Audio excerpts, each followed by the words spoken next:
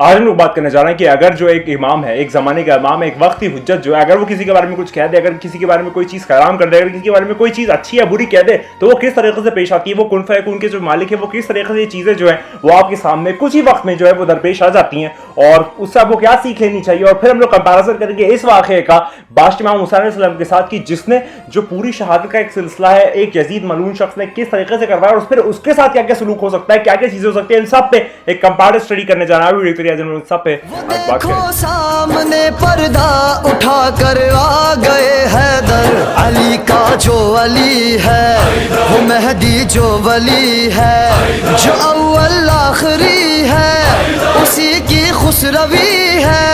वो है ज़हरा का दिलबर।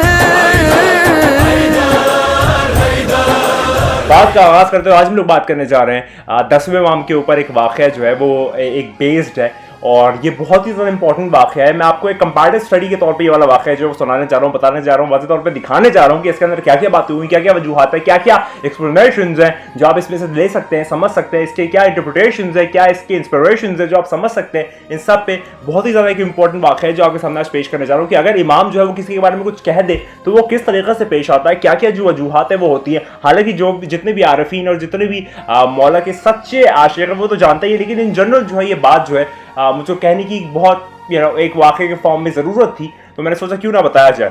तो चलिए बात का आगाज़ करते हैं। तो मोहम्मद इब्न सिनान जो है वो एक शख्स है जो कि एक दफ़ा 10वें इमाम के पास जाते हैं जिनका लक़ब है अबुल हसन अलैहिस्सलाम, क्योंकि वो जनाब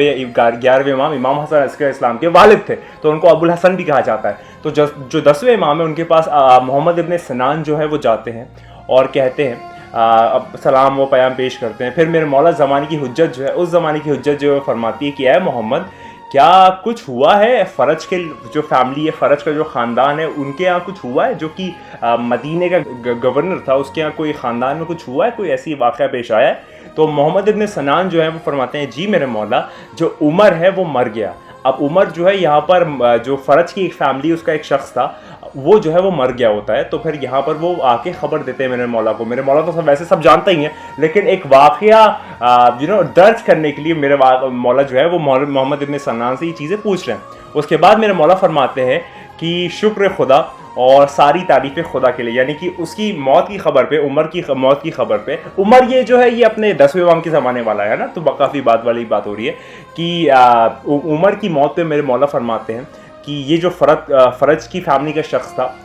बहुत खुदा का शुक्रिया और सारी तारीफ़ें अल्हम्दुलिल्लाह खुदा के लिए हैं। तो यहाँ पर जो वो मोहम्मद इब्न सिनान है वो कहता है कि मौला ने ये 24 बार का 24 टाइम्स जो है ये बात रिपीट की कि मतलब इतनी ज़्यादा उन्होंने खुशी जो है वो जाहिर की, व्यक्त की, उन्होंने ये चीज़ वाज़ेह तौर पे दिखाई मोहम्मद इब्न सिनान को कि उनको काफ़ी खुशी महसूस हुई है उमर की मौत पे, जो कि फ़रज की फैमिली का एक शख्स था। उसके बाद जो है मोहम्मद इब्न सिनान जो है वो कहते हैं मेरे मौला अगर मैं जानता कि आपको इस बात से इतनी खुशी होगी कि तो जैसे ही मुझको ये खबर मिलती मैं दौड़ा दौड़ा भागते हुए आपके पास आता और ये वाली खबर जो है वो आपको देता ताकि आपको खुशी महसूस हो। तो मेरे मौला जो है वो फरमाते हैं क्या कि तुम जानते हो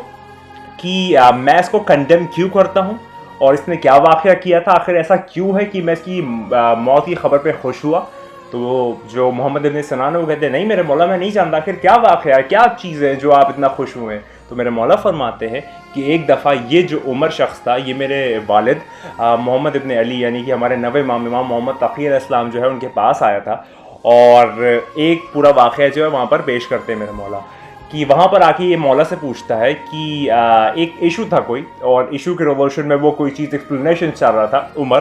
तो मेरे मौला 9वें इमाम ने जब फरमाया उनको एक सोल्यूशन दिया तो फिर वो जो उमर था फ़रज की फैमिली का जो एक शख्स था वो इतनी बड़ी गुस्ताखी करता है, इतनी बड़ी बात कहता है माज़ल्ला सुम्मा माज़ल्ला, कहता है 9वें इमाम से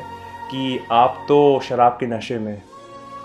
आप तो शराब के नशे में है। जब ये 9वें इमाम से वो उमर कहता है तो मेरे मौला 9वें इमाम फरमाते हैं ये बात 10वें इमाम जो है वो रिवायत करते हैं अपने वालिद की कि फिर जो है वो उनके वालिद फरमाते हैं यानी कि 9वें इमाम फरमाते हैं कि ए खुदा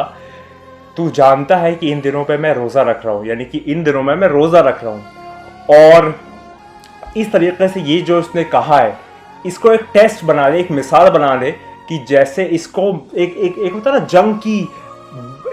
की कैफियत, एक जंग की एक सिचुएशन होती है वो इसको लिए टेस्ट करा दे, यानी कि इसको जंग की तरह एक कैफियत डेवलप हो जाए और ये जो है वो उसमें परेशान हो, और उसके बाद जो है वो कैद किया जाए, यानी कि जंग में मुलव्वस हो, उसके बाद कैद किया जाए, और ये जो है इस तरीके से इसमें चीज़ें हो, जबकि तू जानता है कि मैं रोज़ा रख रहा हूँ। यानी कि मौला जो है नवे इमाम वो रोज़ा रख रहे थे, और वो उमर जो है लानती वो कह रहा था कि आप तो शराब पिए माज़ल्ला। तो उसके बाद मौला आगे रिवायत करते हैं 10वें इमाम की, फिर खुदा ने कुछ ही दिनों में मेरे मौला के कहने के बाद, नवे इमाम के कहने के बाद, कुन फयकून के मालिक जो है उनके कहने के बाद, खुदा ने कुछ ही दिन में ये खबर उड़ती उड़ती आई कि उस उमर शख्स को लूट लिया गया है, फिर उसको बंदी बना लिया गया और उसके बाद फिर उसको मार दिया गया है। ये 3 वाक़या जो है वो जस्ट नेक्स्ट टू नेक्स्ट जो है साइमल्टेनियसली जो है वो पेश आए। जैसे ही मेरे मौला ने कहा उसके जस्ट कुछ दिनों में ये वाक़या सारे पेश आ गए। मेरे मौला जो है उन्होंने अपनी खुशी जाहिर की और ये वाक़या जो है पूरा ख़त्म हुआ। तो यहाँ पर मेनली आपने देखा कि अगर कोई शख्स जो है वो मौला के ऊपर कुछ ऐसे नाज़ेबा अल्फाज इस्तेमाल करता है, और अगर मौला जो है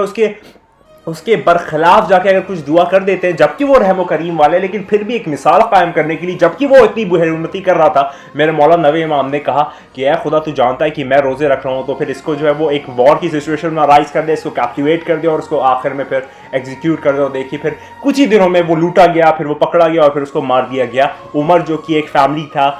फरज की फैमिली से बिलोंग करता था, उसके साथ ये पूरा वाक़या जो है वो पेश आया। अब आप जरा कंपैरिजन करें, अब जो है वो आप कंपैरेटिव स्टडी करें, अब जो है वो आप चीज़ों को एक प्लेन पे ला के देखें कि जो शख्स माज़ल्ला माज़ल्ला सुम्मा माज़ल्ला मौला को कहता है कि माज़ल्ला आप शराब पिए हुए हैं, उसके साथ ये पूरा वाक़या पेश आता है, तो आया वो शख्स यजीद मलून, उमर इब्न साद, शिम्र इब्न ज़ुलजोशन, खूली, हरमला, ये सारे के सारे जितने भी उमर अब्दुल्ला इब्न ज़ियाद और ये जितने भी लोग हैं इस तरीके के, उनके साथ क्या पेश आएगा वाक़या। कुछ लोग जो है वो यजीद को अच्छा कहते हैं, वो किस फिलॉसफी और किस आइडियोलॉजी के थ्रू और कहते हैं। आप ज़रा खौफ खाएँ, थोड़ा डरें, थोड़ा सा खुदा से घबराएं कि आप कह क्या रहे हैं, आप किस डोमेन में आके बात कर रहे हैं, आप क्या बात कर रहे हैं, आपकी जहन कहाँ जा रहा है, मतलब आप समझ पा रहे हैं कि आप कर क्या रहे हैं। एक शख्स जो कि मौला के ऊपर सिर्फ एक बहुत बड़ी, ये भी एक तौहीन है, लेकिन कत्ल करने के कंपैरिजन में आप समझ रहे हैं ना, एक कत्ल करने के कंपैरिजन में एक डिफेमेशन जो है वो थोड़ा सा लोअर है, तो उसके साथ क्या हुआ। तो आप सोचिए, जिसने कत्ल किया, जिसने घर बार जो है वो पूरा तबाह और बर्बाद कर दिया। हालांकि हमारा ये अकीदा है, जितने भी आरिफीन है, कि कभी भी मौला को कोई कत्ल नहीं कर सकता है। जितने भी आरिफीन वही मानते हैं कि मौला जो है वो इटर्नल है, मौला जो है वो कभी इन्फिनाइट है, वो ख़त्म नहीं हो सकते। सिर्फ उनका जो इंसानी लिबादा है उसको चोट आती है, उसके ऊपर जैसे एक कपड़ा होता है उसमें छेद हो जाता है, कुछ हो जाता है, तो उनका जो इंसानी लिबादा है फ़कत जो है उस पर आप जुल्म व ज़्यादती कर सकते हैं। जो मौला की खुद ज़ात है उस पर आप कुछ भी नहीं कर सकते। मौला हमेशा से और हमेशा तक रहेंगे। आप ये बात जान लें, मान लें, इस बात को पहचान लें कि मौला जो है वो मजहर खुदा है। और ये वाली बात एक इरफानी बात है, इस पर कभी और हम लोग एक्सप्लेनेशन लेंगे, लेकिन आप ये बात याद रख ले, जान ले, पहचान ले कि जितनी भी खुदा की एक खुदा जो है वो मुजहर है और ये 14 जो है वो मजहर है। इस तरीके से बात को लेके चले तो आप ये कंपैरिजन समझें कि डिफेमेशन करने में ये हालात हो रहे हैं, ये सारे हालात हो रहे हैं, तो फिर जिसने कत्ल किया, जिसने शहीद किया, उसके साथ क्या क्या होगा ये आप खुद सोच ले, कंपैरिजन कर ले, जान ले, मान ले, पहचान ले। अभी भी वक्त है कि वो आने वाला है, वो बहुत जल्द आने वाला है। जब वो आ जाएगा तो आपको वक्त नहीं मिलेगा। सारे चुन चुन के जितने भी बुग़्ज़ हैदर करार रखते हैं, बुग़्ज़ अहले बैत रखते हैं, उनको एग्जीक्यूट किया जाएगा, उनको ख़त्म किया जाएगा, उनको रास्ते से हटाया जाएगा, क्योंकि तब इंतकाम जो है वो बिल्कुल लिया जाएगा। और यही वाली बात जो है मैं आपके साथ हमेशा शेयर करता हूँ। और इस दफ़ा वीडियो जो है थोड़ी सी लेट आई, 3-4 दिन से जो है मैं थोड़ा सा बिजी चल रहा था, क्योंकि मुहर्रम जो है वो स्टार्ट हो गया, तो इसलिए मैं माफ़ी चाहता हूँ। लेकिन ये वाली जो वीडियो है वो आपको मैं सिर्फ एक एहसास दिलाने के लिए, आपको झंझोड़ने के लिए, आपको बताने के लिए, आपको वाज़ेह तौर पर जताने के लिए कि आखिर डिफेमेशन करते हो मेरे मौला हुज्जत खुदा के साथ तो क्या होता है। तो जो शहादत उनकी जो हुई और उसका जो जरिया बना, यानी कि उसका जो रीज़न बना, उसका जो कारण बना, यजीद और जितनी भी इसकी टोली, उसके साथ क्या होगा आप खुद सोच ले। आप जब कंपैरिजन कर ले, और जो भी यजीद को माज़ल्ला माज़ल्ला सुम्मा माज़ल्ला रहमतुल्लाह कहते हैं, कुछ कहते हैं, उन पे बेशुमार लानत। जितने भी सुन रहे हो तुम लोग अगर कहते हो तो तुम सब पे, जो लोग भी इस टाइप की आइडियोलॉजी रखते हैं और यजीद को अच्छा कहते हैं, यजीद और उसकी पूरी टोली को, तुम सब पे बेशुमार याद रखिए। वो आने वाला है, वो जल्द आना, तैयार हो जाए, इस बात पे आज बार हो जाएगी, बार हो जाएगी। जब मेरे मौला आ जाएंगे तो यजीद और यजीद जैसे के साथ ऐसा बर्ताव करेंगे, ऐसा सलूक करेंगे, और सारा पहले से लेके जो 13वां है उन सब का जो इंतकाम लेने 14वां आ रहा है, तैयार हो जाइए, वो आने वाला है, वो बहुत जल्द आने वाला है। और याद रखिए कि तू नहीं है, बस वही है। खुदा को याद करो यार, खुदा को याद करो। खुदा हाफिज़। तस्कीन दिलो जहाँ का वजीफा तो करेंगे, हम दुश्मन हैदर पे तबर्रा तो करेंगे, जलता है मुनाफिक तो जले अपनी बला से, मिंबर से बयां हम भी अकीदा तो करेंगे, जल कर अबू तालिब की सनाखानी से कुछ लोग, दीवारों पे काफिर हमें लिखा तो करेंगे। मुंह फेर ले दुनिया हमें मुशरिक की समझकर, गाजी का आलम देख के सजदा तो करें।